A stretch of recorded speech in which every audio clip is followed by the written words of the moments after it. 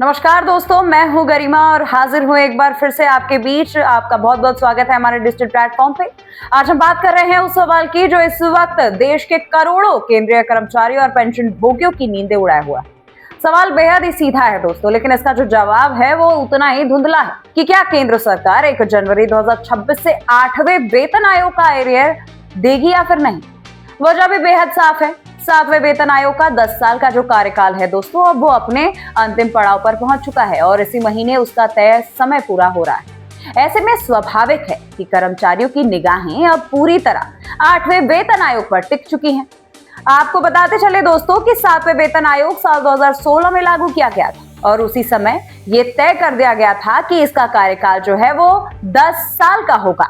अब जब ये अवधि समाप्ति की ओर है तो सरकार ने भी 8वें वेतन आयोग के गठन की प्रक्रिया जो है वो शुरू कर दी है। नया वेतन आयोग बन चुका है, उसके टर्म्स ऑफ रेफरेंस यानी कार्यक्षेत्र भी जारी कर चुके हैं। यहीं से जो कर्मचारियों की उम्मीदें हैं वो और बढ़ चुकी है। कर्मचारी संगठनों का ये बात कहना है कि जब आयोग का गठन हो चुका है और उसकी रूपरेखा भी तय कर दी गई है तो फिर सिफारिशें लागू करने में आखिर देरी क्यों हो रही।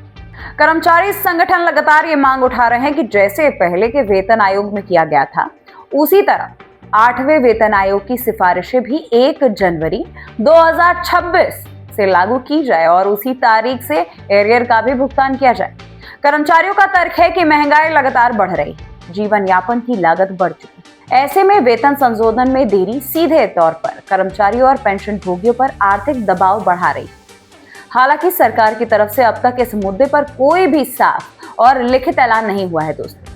सरकार ने अपने बयानों में संकेत जरूर दे दिया था कि 1 जनवरी 2026 से एरियर दिए जाने की संभावनाएं से इनकार नहीं किया जा सकता, लेकिन ना तो इसकी औपचारिक पुष्टि की गई है कहीं पे भी और ना ही इसे पूरी तरह से खारिज कर दिया गया है। यही वजह है कि ये मुद्दा लगातार चर्चे में बना हुआ है और कर्मचारी संगठनों से लेकर राजनीतिक दलों तक सभी इस पर सरकार से जवाब मांग रहे हैं। इस पूरे मामले ने हाल ही में संसद के शीतकालीन सत्र में भी खास तूल पकड़ लिया है। जी हाँ दोस्तों, आपको बताते चले कि लोकसभा में इस हफ्ते 4 सांसदों ने सीधे तौर पर वित्त मंत्रालय से सवाल कर दिया है कि 8वें केंद्रीय वेतन आयोग आखिर कब लागू होगा और क्या कर्मचारियों को 1 जनवरी 2026 से एरियर मिलेगा। ये सवाल जो है वो इसीलिए भी अहम माना जा रहा है दोस्तों क्योंकि इससे पहले सरकार इस मुद्दे पर स्पष्ट रूप से कुछ भी कहने से बचती नजर आ रही थी। वित्त मंत्रालय में राज्य मंत्री पंकज चौधरी ने अभी तक तो दोस्तों लोकसभा में जवाब देते हुए कोई भी निश्चित तारीख तो नहीं बताई, लेकिन उन्होंने ये जरूर कहा है कि 8वें केंद्रीय वेतन आयोग को लागू करने की तारीख सरकार तय करेगी।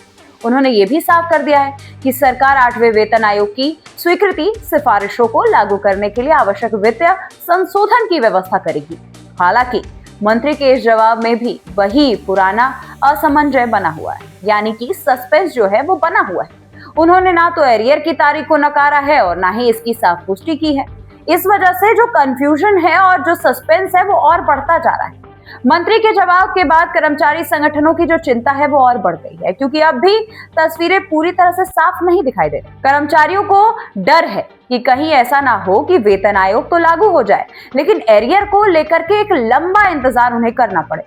वहीं पेंशन भोगियों को भी इस बात की चिंता सता रही है दोस्तों कि उन्हें बड़ी और पेंशनों और बकाया राशि कब से मिलेगी। कुल मिलाजुलाकर दोस्तों स्थिति अब ये है कि 8वें वेतन आयोग अब केवल एक प्रशासनिक प्रक्रिया नहीं बल्कि करोड़ों परिवारों से जुड़ा एक बड़ा आर्थिक और सामाजिक मुद्दा बन चुका है। अब सबकी निगाहें जो है दोस्तों वो सरकार के अगले कदम पर टिकी हुई है कि क्या सरकार आयोग को लागू करेगी, क्या 1 जनवरी 2026 से एरियर देने का ऐलान हो जाएगा या फिर कर्मचारियों को एक बार फिर इंतजार की लंबी कतार को खड़ा होना पड़ेगा।